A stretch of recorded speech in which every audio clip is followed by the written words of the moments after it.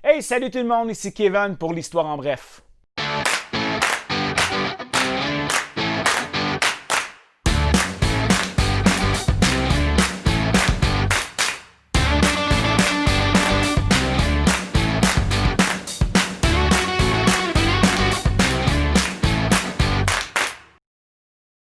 Cette semaine, avec mon chandail jaune qui vous brûle, j'imagine, la rétine, je vous parle du premier ministre du Canada, John Alexander Macdonald. Donc, John Alexander Macdonald, ou John A. Macdonald, a été premier ministre de 1867 à 1873 et est revenu en 1878 jusqu'en 1891. Il est né le 10 ou 11 janvier 1815 à Glasgow, en Écosse. Il est arrivé au Canada à l'âge de 5 ans avec ses parents. John A. Macdonald, pour tout le reste de sa vie, à partir de 15 ans, en fait, il va être un avocat, un homme d'affaires et un homme politique. Comme mentionné, à 15 ans seulement, il va commencer à travailler dans un cabinet d'avocats à Kingston et à 19 ans, il va ouvrir son premier cabinet d'avocats. Il pratiquera le droit pour toute sa vie, pour toute sa carrière. Il sera aussi propriétaire d'une firme au Québec, la St. Lawrence Warehouse Dock and Wharfage Company. Très long nom, mais bref. Il avait plusieurs appartenances aux francophones. Peu importe ce qu'on en pense, il parlait assez bien français et voyageait très fréquemment au Québec. Ce qui va mettre fin à son gouvernement en 1891, ça va être sa mort le 6 juin à Ottawa. John A. Macdonald va avoir une vie familiale remplie de malheurs. Son premier fils va mourir à 13 mois. Son deuxième fils, Hugh, va survivre. Il aura une relation très étrange avec son fils. Il ne va pas le voir très fréquemment. Vont être très rarement vus ensemble. Sa première femme, qui était sa cousine, Isabella Clark, va mourir aussi très jeune en 1857. Ce qui fait qu'ajouter à son malheur finalement. Il va épouser une femme du nom de Susan Agnes Bernard en 1867. Ils vont avoir une fille ensemble qui s'appelle Mary en 1869. Cependant, pour ajouter à son malheur, Mary va naître avec une maladie très rare et ne réussira jamais à marcher et ou à parler dans sa vie. Cependant, contrairement à la relation qu'il a eue avec son fils Hugh, la relation qu'il va avoir avec sa fille est très différente. Il va être très proche. Il va s'occuper grandement de sa fille. Pour ce qui est de sa carrière sur la scène politique, ça va commencer aux alentours de 1843 quand il va être élu comme conseiller de la ville de Kingston. Donc, il va faire un mandat de 1843 à 1846. Cependant, en 1844, à 29 ans, il va être élu à l'Assemblée législative de la province du Canada. On se souvient de l'acte d'union de 1840 qui va unir le Haut et le Bas-Canada pour créer une province, la province du Canada. Donc, il va être élu à cette Assemblée législative-là à seulement 29 ans. Il va être le représentant de la circonscription de Kingston, là où il a grandi. En 1847, il va obtenir son premier poste dans le cabinet de l'administration Draper. En 1854, Macdonald va participer à la création de la nouvelle alliance entre le Parti libéral conservateur et les Bleus de Georges-Étienne Cartier. Il va obtenir ensuite le poste de procureur général du Haut-Canada. En 1856, John A. Macdonald va remplacer Allan MacNab chez les conservateurs et deviendra le co-premier ministre de la province du Canada avec Étienne Pascal de Taché. Et ensuite, Georges-Étienne Cartier qui prendra la place d'Étienne Pascal de 1857 à 1862. C'est important de comprendre pourquoi on dit un co-premier ministre. Il ne faut pas oublier que dans ce temps-là, après cet acte d'union-là, il y avait juste une assemblée législative. Et la règle, un peu, dans cet acte d'union-là, c'est qu'il y aurait deux premiers ministres de la province. Donc, un premier ministre représentant le Haut-Canada, un premier ministre qui représenterait en fait, les francophones du Bas-Canada. Donc, John A. Macdonald est reconnu, entre autres, pour la Confédération et la création du Canada. Très souvent, il va être appelé comme le père du Canada ou un des pères de la Confédération. En 1864, il y aura une impasse au sein de l'Assemblée législative. Chez les anglophones, on croit que les francophones ont beaucoup trop de puissance, ont beaucoup trop de poids dans cette Assemblée législative-là qui, maintenant, ne représente plus la population francophone vs anglophone. parce que les anglophones sont rendus beaucoup plus nombreux que les francophones. Donc, George Brown et son parti politique, le Clear Grits Party, va vouloir en fait avoir leur mot à dire dans les décisions qui vont suivre en lien avec la Confédération. On sait que Johnny MacDonald, ce qu'il veut faire, c'est la Confédération à tout prix et il n'aura pas vraiment le choix d'accepter d'ajouter un autre co-premier ministre qui sera George Brown et son gouvernement du Clear Grits Party pour redonner un peu plus de voix aux anglophones à ce moment-là. Ce sera en 1867 qu'ils vont réussir à convaincre 4 provinces à se joindre au nouveau Dominion du Canada, l'Ontario, le Québec, le Nouveau-Brunswick et la Nouvelle-Écosse. Il sera reconnu pour son travail dans l'acte de l'Amérique du Nord britannique comme étant un des principaux écrivains de cet acte-là. Pour plus d'informations sur la Confédération, je vous conseille grandement d'aller voir la vidéo que j'ai faite sur la Confédération. Évidemment, Johnny MacDonald, c'est le principal instigateur de la Confédération. C'est lui vraiment qui voulait à tout prix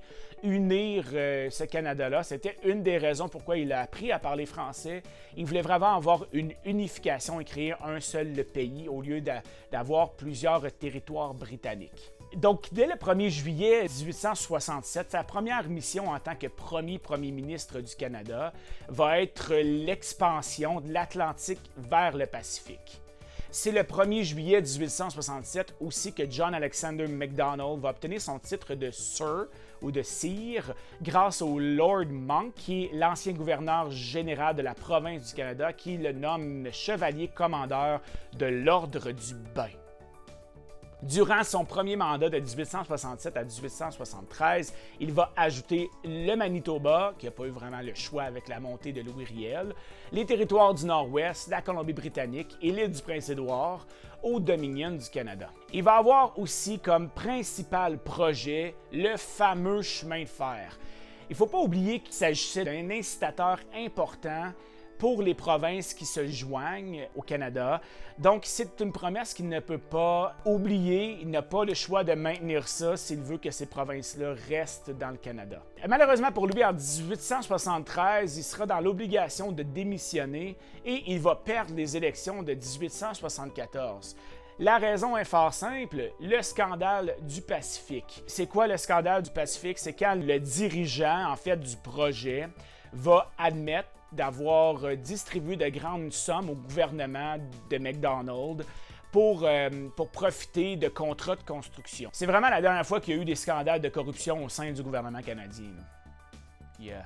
I wish. Cependant, dans un discours de plus de 5 heures dans la Chambre des communes, Johnny MacDonald nie complètement les accusations de corruption et de collusion contre son gouvernement.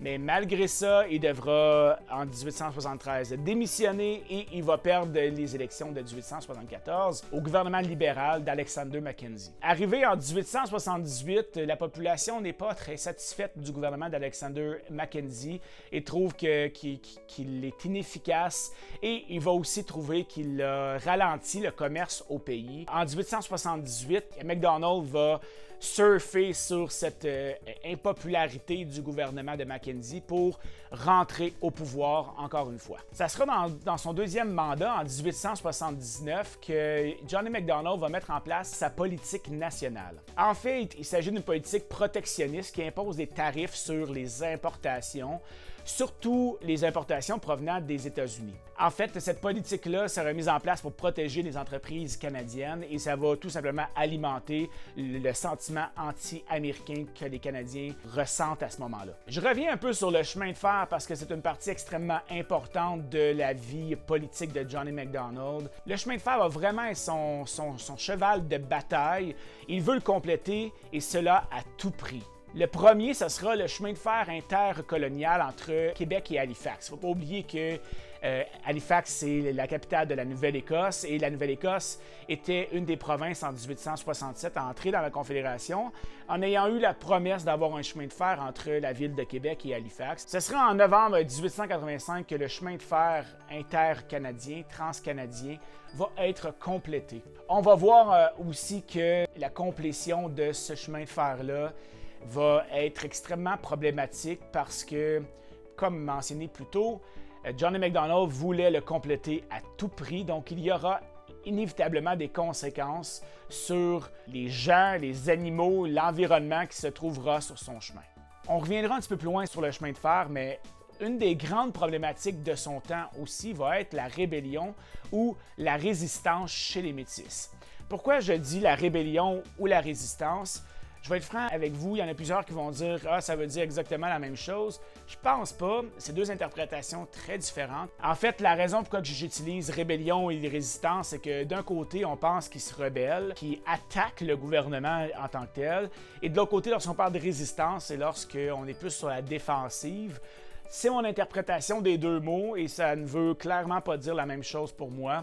Et ça ne veut clairement pas dire la même chose pour ceux qui pensent que Louis Riel est un traître et pour ceux qui pensent que Louis Riel est un héros. Bref, ça va commencer en 1870 quand le Canada va acheter la terre de Rupert à la compagnie de la baie du Tson pour la modique somme de 1,5 million de dollars. Vous vous dites, c'est en 1867, ça doit valoir des milliards et des milliards aujourd'hui. J'ai fait le calcul par rapport à l'inflation et ça donne environ 30 millions de dollars aujourd'hui. Ce qui n'est pas trop cher pour une terre de presque 4 millions de kilomètres carrés. Il s'agit d'à peine la moitié de la superficie du territoire canadien aujourd'hui. Je pense que c'est un pas pire deal que le Canada a eu. En prenant possession du territoire, le Canada va avoir le contrôle sur les gens qui y habitent. Faut pas oublier que la compagnie de la baie du Tson et les Métis ont entretenu une relation depuis des années. Et puis, les Métis avaient des territoires sur lesquels ils vivaient qui appartenaient à la compagnie de la baie du Tson. Il y avait comme un accord entre les deux pour qu'il y ait une utilisation qui est mutuelle de ce territoire-là, un genre de partage. Quand le Canada va arriver, ce partage-là n'existera plus vraiment. Le Canada va être propriétaire du territoire et ils vont dire aux Métis, c'est maintenant nous qui le colonisons. Je vous parle brièvement de Louis Riel, mais encore une fois, ce sera dans une vidéo à part. Il va être vu comme un leader dans la rébellion, la résistance. Il sera arrêté et pendu en 1885 après être accusé d'avoir ordonné d'exécuter Thomas Scott, un opposant aux rebelles en fin de compte, et ça va créer immédiatement une division dans la population canadienne. Johnny MacDonald va avoir cette lourde tâche-là de choisir quoi faire avec Louis Riel. Inévitablement, en choisissant d'arrêter Louis Riel et d'exécuter Louis Riel, il va perdre énormément de votes au sein des Québécois, des francophones et des catholiques du pays. On est maintenant rendu aux controverses autour de Sir Johnny MacDonald. Inévitablement, il est connu comme étant un des pères les plus importants de la Confédération. Faut quand même dire que ses politiques étaient déjà critiquées un peu dans le temps. Entre autres, le Clear Grits Party de George Brown va critiquer ce qu'il va faire au peuple autochtone, entre autres en créant une famine pour les obliger à aller dans les réserves. Johnny MacDonald est aussi reconnu comme étant l'architecte des pensionnats autochtones ou des écoles résidentielles, ce qui fait en sorte que chez les peuples autochtones, on va perdre énormément de culture, on va perdre sa langue.